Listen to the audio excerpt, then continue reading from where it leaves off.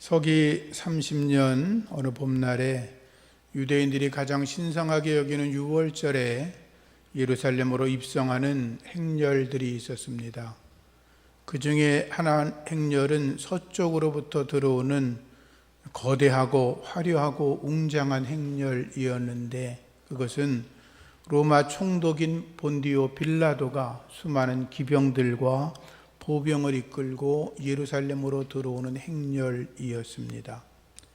그에 비해 또 하나의 행렬이 있었는데, 그것은 동쪽문으로 들어오는 행렬이었는데, 그것은 아주 초라하고 우스꽝스러운 행렬이었습니다.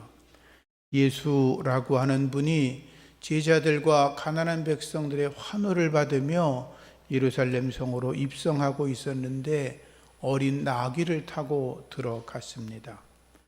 빌라도의 행렬은 로마 제국의 권력을 과시하는 것이라고 한다면, 예수님의 행렬은 초라했지만 하나님의 나라를 선포하는 것이었습니다.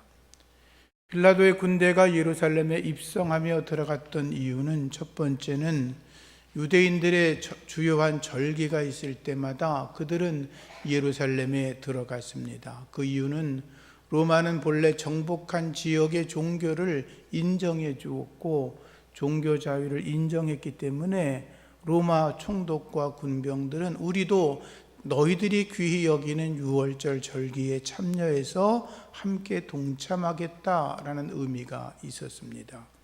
두 번째는 예루살렘 절기 때가 되면, 유월절이라든지 다른 절기 때가 되면 많게는 200만에서 300만 명이나 되는 사람들이 그 좁은 시내 안에 있기 때문에 로마 군인들이 치안을 우리가 감당해 주겠다, 이런 의미가 있었습니다. 또 하나는 유대인들로 하여금 로마 군대의 위용을 보여주면서 너희가 감히 로마 정부 또 로마 군대에 반기를 들 수 없다고 하는 위용을 보여주기 위함이었습니다. 로마 군대가 예루살렘 성에 입성할 때에 앞에 말을 탄 기병대가 아주 웅장하게 움직이기 시작합니다.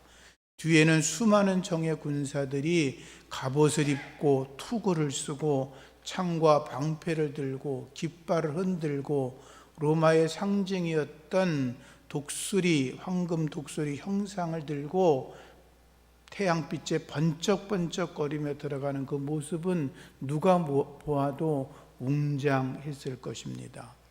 군인들은 웅장한 북소리에 발을 맞춰 걷기 시작했고, 그들이 걸을 때마다 군합 소리가 울려 퍼지고, 그리고 먼지들이 막 퍼져 올라오고, 그리고 말들이 통해서 나타나는 소리들과, 그리고 나팔수들이 나팔을 불고 지휘관들이 호령을 할 때마다 그것을 보는 사람들은 입이 쩍 벌어지고 감히 로마의 거대한 군대에 저항할 만한 생각을 하지 못했을 것입니다. 로마 제국에 대해서 어느 누구도 감히 이렇게 생각을 했을 것입니다.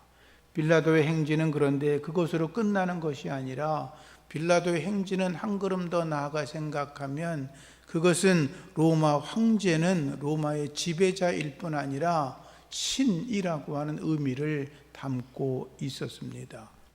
예수님이 태어날 때 로마 황제였던 아우구스투스는 그의 비석을 보면 이렇게 써 있습니다. 지상에 평화를 가져다 준 신의 아들, 주님 구원자, 죽은 후에 하늘로 올라가 신들 사이에 영원히 거하시는 것이 목격되었다라고 비문에 쓰여 있습니다. 언뜻 보면 예수님 이야기 같습니다. 그런데 그것은 로마 황제 아우구스투스의 비문에서 발견된 것입니다. 그러니까 그들은 황제를 신으로 섬기고 있었던 것입니다. 예수님이 공생의 사역을 하는 동안에 티베리우스라고 하는 황제도 있었는데, 그도 역시 신으로 추앙을 받고 있었습니다.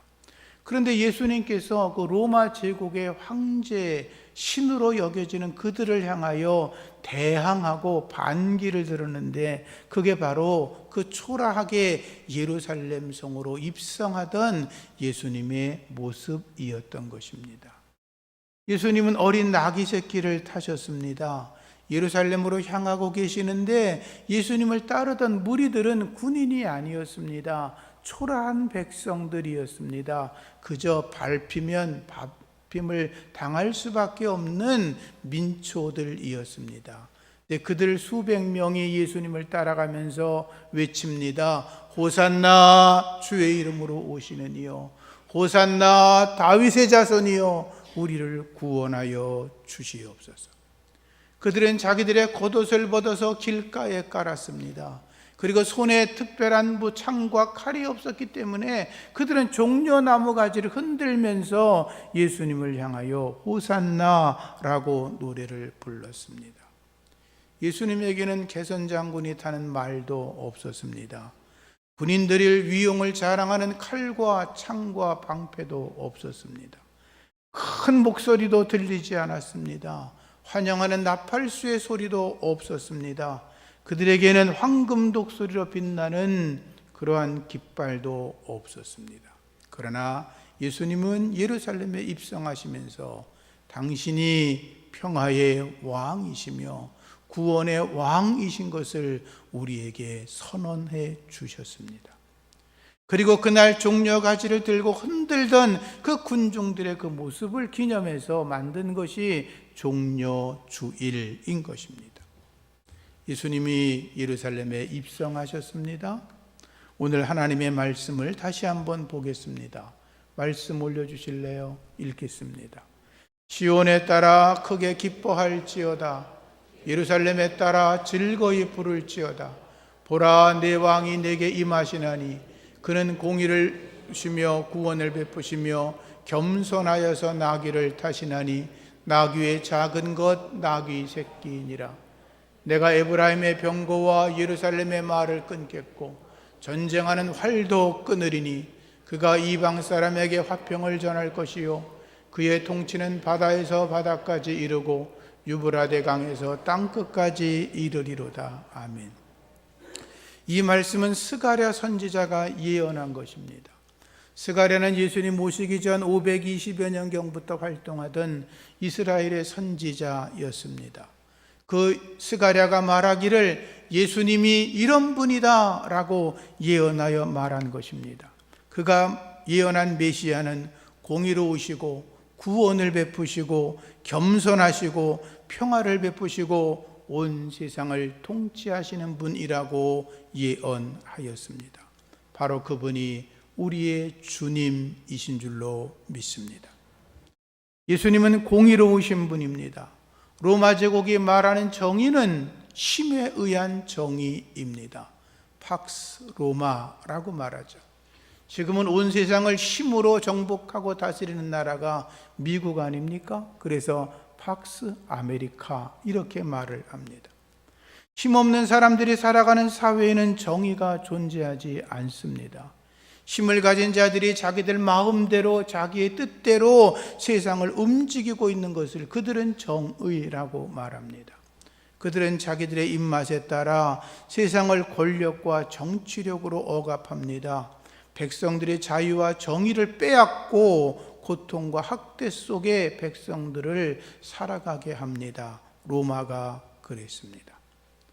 세상은 강력한 정치적 힘을 가진 소수의 사람들이 장악하고, 앞서 말했지만 힘없는 서민들은 그들이 짓밟는 대로, 그들이 시키는 대로 따라갈 수밖에 없었고 아무런 소리도 내지를 못하고 있었습니다. 당시 종교는 왕의 신적인 권위를 인정하고, 왕은 하나님의 아들이고, 왕은 사회 질서를 자기 마음대로 움직이는데 그것이 하나님의 뜻이고 권력이 하나님에 의해서 정해진다고 가르치면서 왕이 스스로 신이 되는 것을 인정하고 있었습니다. 종교는 왕을 높이고 왕의 권력을 비호하고 왕의 힘을 정당화시켜주는 도구로 전락한 그런 시대였습니다. 그런데 바로 그러한 시대에 하나님의 공의와 하나님의 정의를 전혀 찾아볼 수 없는 바로 그러한 때 예수님이 오셔서 로마가 공의로운 게 아니라 내가 공의롭다. 로마에 정의가 있는 게 아니라 내게 정의가 있다고 선포하신 분이 예수 그리스도이십니다. 팍스 로마가 아니라 팍스 크리스티, 예수 그리스도로 말미암는 하나님의 평화가 이 땅에 있어야 된다고 외치신 분이 예수 그리스도이십니다.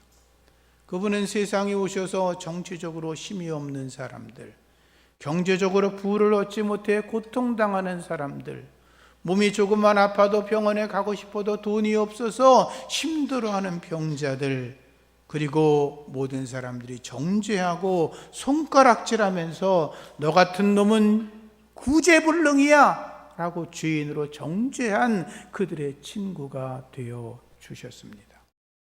예수님에게 하나님의 공의와 하나님의 정의가 있었기 때문입니다. 그래서 예수님은 세리와 죄인들의 친구가 되어 주셨습니다. 가난하고 병든 사람들을 무상으로 치료해 주셨습니다. 거지 나사로를 천국 백성으로 삼아 주셨습니다. 세리 마태를 당신의 제자로 삼으시고 세리 삭개오를 향하여 하나님의 나라가 너에게 임했다고 축복하셨습니다. 남편이 6번째였던 여인, 그 사마리아 여자에게 구원의 은총을 베풀어 주셨고 7 귀신 들렸던 막달라 마리아를 치료하시고 그를 제자 삼아 주시고 과부의 2 렙돈의 헌금을 많은 헌금을 드렸던 부자의 헌금보다 더 귀하다고 말씀하셨고 마지막에는 예수님은 십자가에서도 죄인 중에 괴수였던 강도를 구원하여 주셨습니다. 그것이 바로 하나님의 정의라고 주님이 말씀하고 계시는 것입니다.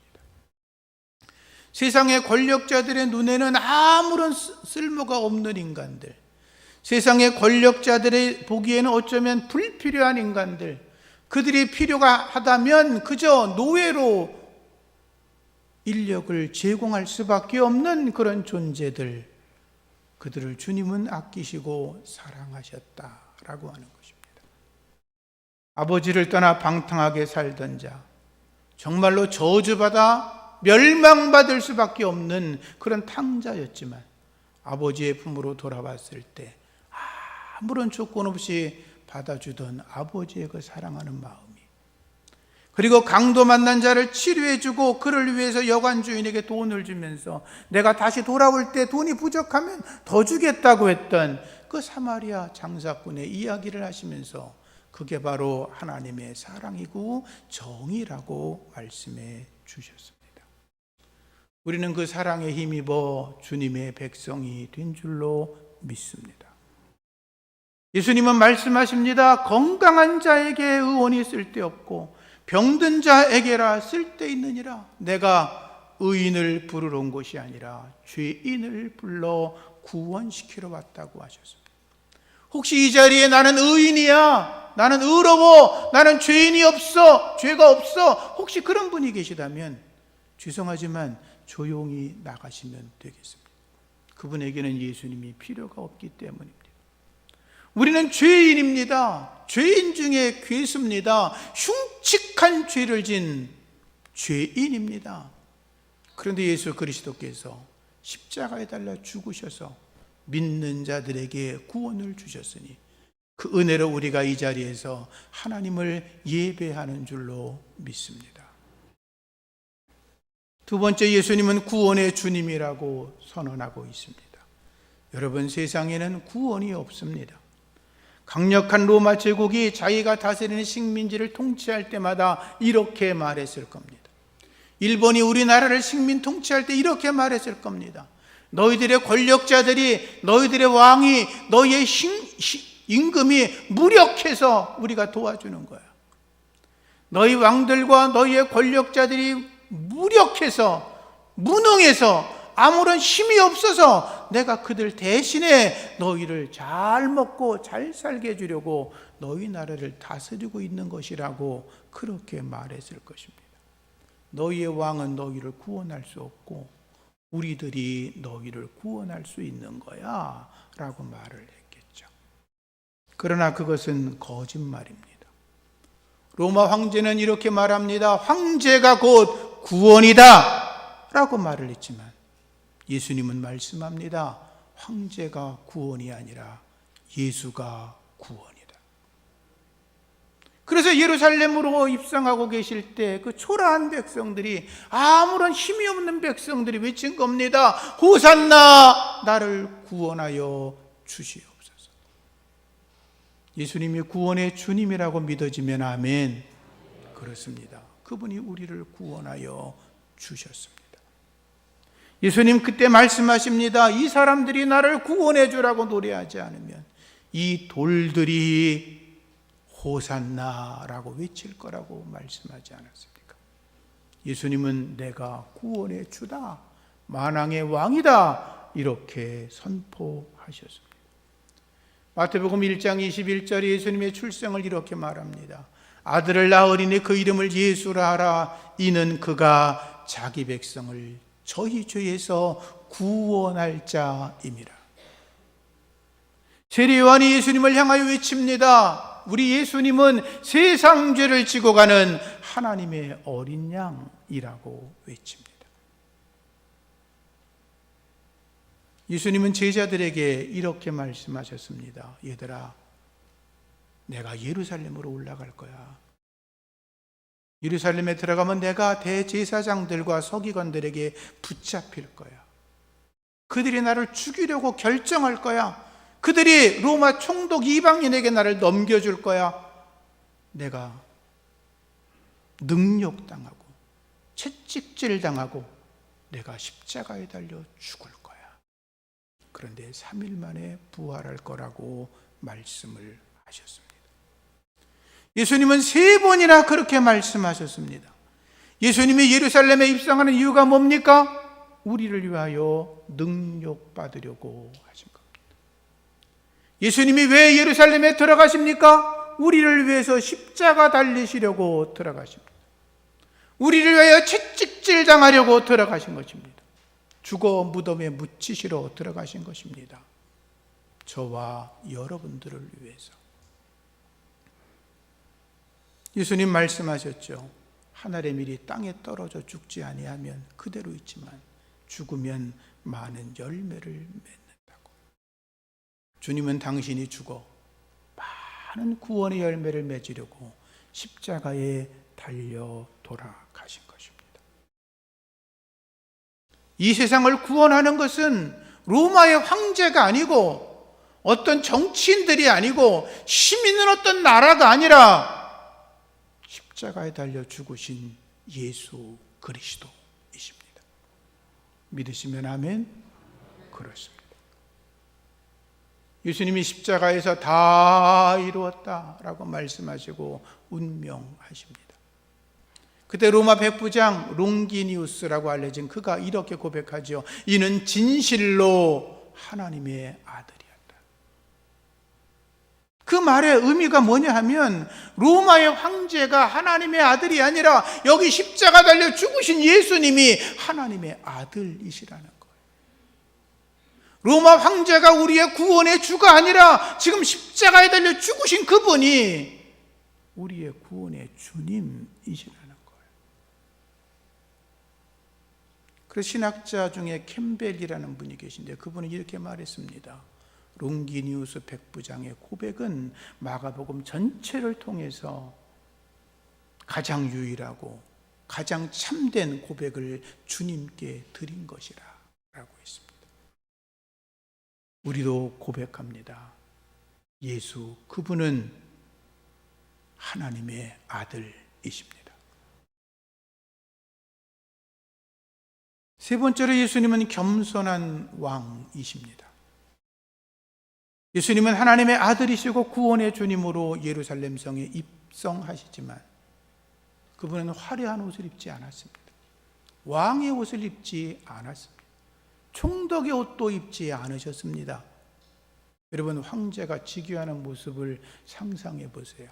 영화에서 보면 수많은 군인들이 도열을 하고 있고, 수많은 정치인들이 왕 앞에 서 있고, 수많은 군중들이 구경을 하고 박수를 치고 만세 만세 만만세 하면서 황제를 연호하며 그가 우리의 구원이라고, 유앙겔리온, 그분은 우리의 기쁜 소식이라고 그렇게 환호를 합니다. 우리나라 대통령이 즉위식만 해도 몇만 명이 가서 환영하고 생중계하지 않습니까? 그런데 예수님은 따라오는 사람들이 너무나 초라하고 보잘것없어서 말 그대로 우스꽝스러운 모습이었습니다. 여러분, 30세 넘은 성인이 새끼 나귀, 어린 나귀를 타고 가면 얼마나 꼴불견이겠습니까? 그렇지 않습니까? 가는데 사람들이 겉옷을 벗어 깔아놓고 종려나무 가지로 흔드는데 그게 뭐 볼만하겠습니까? 세리머니도 그런 엉뚱한 우스꽝스러운 그런 모습이 없지요. 그러나 예수님은 말씀하십니다. 여우도 굴이 있고 공중에서도 거할 곳이 있지만 인자는 머리 둘 곳도 없다. 당신의 길은 그 길이라는 거예요. 내 길은 십자가 길이라는 거예요. 가시밭길이라는 거예요. 예수님은 어느 누구에게도 환영받지 못했습니다. 종려나무 가지를 흔드는 그들의 고백이 고작 다였고, 좀 넓게 확대해서 예수님을 환영한 것이 혹시라도 찾아본다면, 마리아라고는 여인이 예수님의 머리에 나드 한 근 300데나리온이나 되는 가치 있는 것을, 향유를 부었다는 것 외에는 찾아볼 수가 없지요.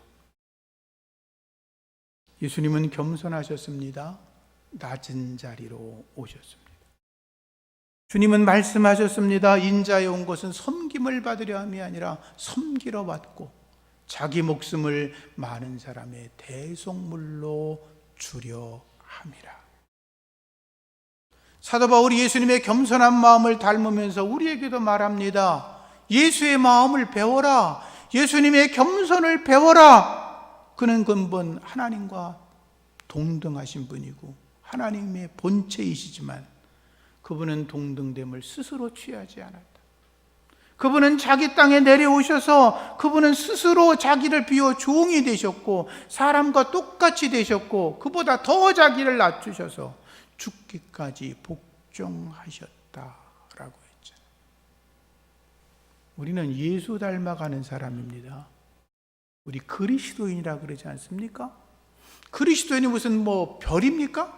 아닙니다. 예수의 겸손을 닮아가는 자들입니다. 더 우리를 낮추어 주님을 닮아가는 지혜의 은혜가 있기를 축복합니다. 남아프리카 공화국이 오래전에는 인종차별이 분명했습니다. 법적으로 백인과 흑인을 차별하는 법이 있었습니다. 그때 대법원장으로 임명된 올리버 판사라는 분이 계셨습니다. 그는 백인이었습니다. 자기 집에 흑인들을 이렇게 종으로 부리고 살고 있었죠. 그런데 흑인 교회인 성시온 교회에서 세족식을 한다는 이야기를 전해 들었습니다. 성시온 교회 목사님이 그때 뭐라고 말했냐면, 여러분 이번에 성만찬을 하기 전에 세족식을 할 건데 여러분들이 마음속에 그동안 감사했던 분이 있으면 그들의 발을 닦아주면 좋겠습니다. 그런 광고를 했는데 그 이야기를 올리버 판사가 전해 들은 거예요. 그분은 그 교회에 출석하는 분은 아니었어요. 일부러 그 교회에 출석을 했죠. 그리고 자기 집에서 일하는 마르다라고 하는 여종 앞에 가서 무릎을 꿇고 그 아이분의 발을 닦아주기 시작했습니다. 백인이 흑인의 발을 닦아준다는 것도 엄청난 일인데 대법관이 하인의 발을 닦아준다는 건 상상할 수 없는 일이니까 그것이 막 이제 광고가 되고 뉴스가 되고 막 그랬죠. 올리버 판사는 이렇게 말했습니다. 이 마르다는 내 집에서 일하는 여인입니다. 우리 집에서 오랫동안 우리 아이들을 돌봐주었고, 그리고 우리 아이들을 몸과 발을 씻어준 여인 너무 고마워서 제가 주님의 사랑을 따라 발을 씻겨드립니다. 이렇게 이야기를 했어요. 근데 그 소식이 알려지자마자 정부에서는 대법원장의 자리에 내정된 것을 취소시켜버렸고 그의 판사직을 아주 없애버렸습니다. 성시원교회 목사님이 얼마나 미안했겠어요. 그 집을 신방을 했는데 올리버 판사가 이렇게 말합니다. 세상의 모든 지위는 무덤에 들어갈 때는 먼지 같은 것입니다. 판사직도 대법원장의 직도 죽으면 다 그만이죠. 중요한 것은 하나님의 준 사랑과 감사를 하나라도 더 실천하며 살아가는 것입니다. 사랑하는 성도님들, 주님 안에서 우리가 더 낮아질 수 있기를 부탁합니다.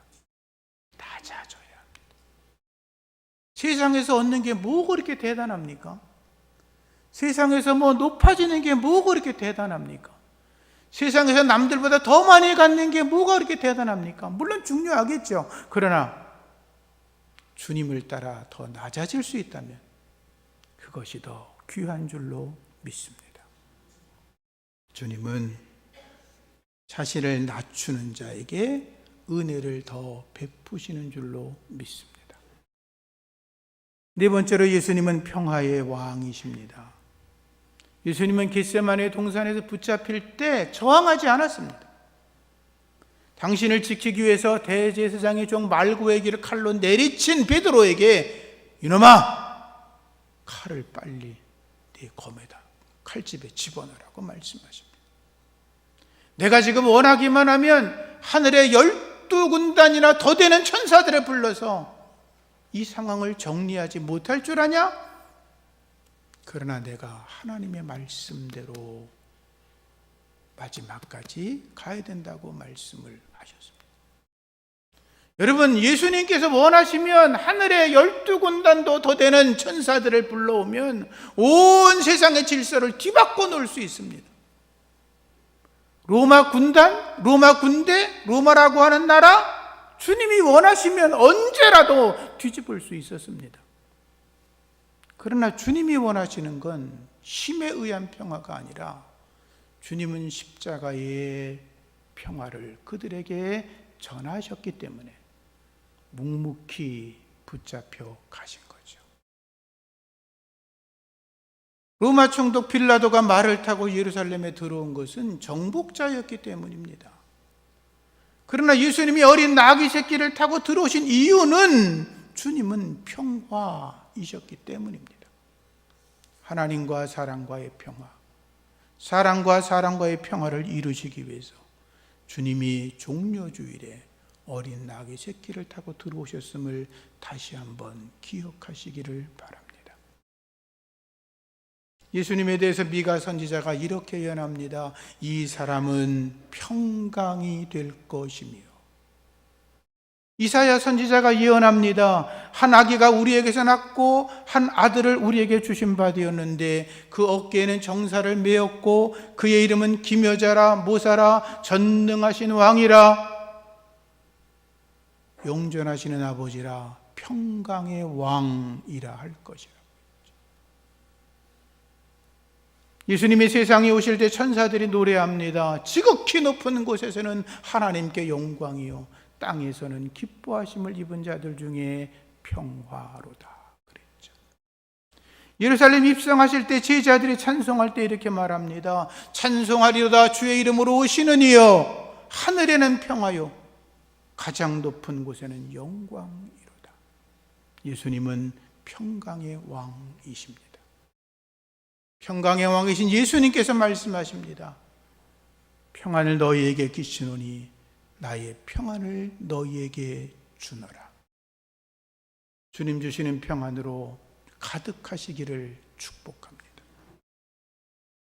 우리가 세상에서 추구해야 될 거 많죠. 돈을 많이 버는 거 중요합니다. 명예를 얻는 거 중요합니다. 권력 얻는 거 중요합니다. 공부 많이 하는 거 중요합니다. 자녀들이 잘 나가는 거 중요합니다. 그러나 그 모든 것보다 그들 속에 하나님의 평강이 없다면 무슨 의미가 있겠습니까? 하나님의 평화가 여러분들의 마음을 다스리시고 여러분들이 천국 같은 삶을 살아가시기를 축복합니다. 마지막으로 예수님은 온 세상을 통치하시는 분이십니다. 로마 제국의 통치는 영원할 수 없었습니다. 기원전 494년에 조그만 도시에서 시작된 로마가 온 세상을 2000년 동안이나 다스렸습니다. 그러나 그 나라도 476년에 서로마가 망했고 1452년에 동로마가 망하고 말았죠. 2000년 동안 로마는 세상을 지배하고 다스렸지만 영원하지는 못했습니다. 그러나 예수님의 다스림, 예수님의 통치는 영원토록 계속되는 줄로 믿습니다. 팍스 로마가 아니라 팍스 크리스티, 주님의 평화가 온 세상을 다스려야 하는 것입니다. 구약에 보면 하나님께서 모세를 만나시고 사명을 주실 때 모세가 묻죠. 당신의 이름이 뭡니까? 나는 야훼, 스스로 있는 자라고 말씀하십니다. 어느 누가 나를 규정할 수 없다는 거예요. 나 외에 어떤 누가 나를 대신할 수 없다는 거예요. 그래서 내가 스스로 있는 자라고 말씀하시면서 모세에게 사명을 부여하시고 그를 사용하십니다. 그 당시 애굽이 어떤 나라입니까? 온 세상을 통치하던 나라 아닙니까? 애굽의 왕 바로는 신이었습니다. 근데 하나님께서 말씀하시는 거예요. 바로가 신이 아니라 내가 유일한 신이야. 바로가 자기 백성을 구원하는 게 아니라 살아계신 여호와 창조주 하나님이 우리를 구원하는 것이라고 말씀하고 있는 거예요. 그래서 하나님께서 나 외에 다른 신을 섬기지 말라라고 계명을 주신 거죠.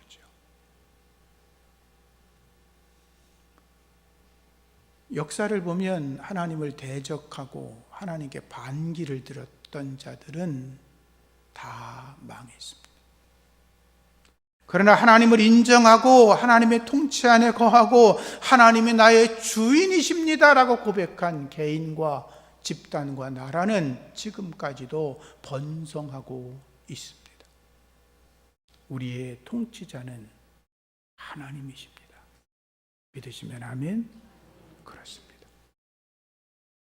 사랑과 공의가 충만하신 예수님, 구원의 주님, 겸손하신 그분, 평강의 왕이시고 우리를 영원토록 다스리시는 그분 앞에 엎드려 그분께 감사하고 그분의 나라와 영광을 위해 살아가는 저와 여러분이기를 축복합니다.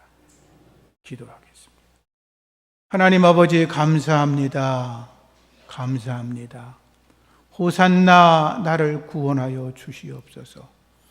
호산나 구원의 주님 나를 다스려 주시옵소서. 그리고 평강의 왕이신 주님과 함께 주님을 닮아가며 더욱더 낮아지고 겸손한 삶을 살아가게 하여 주시옵소서. 예수님 이름으로 기도합니다.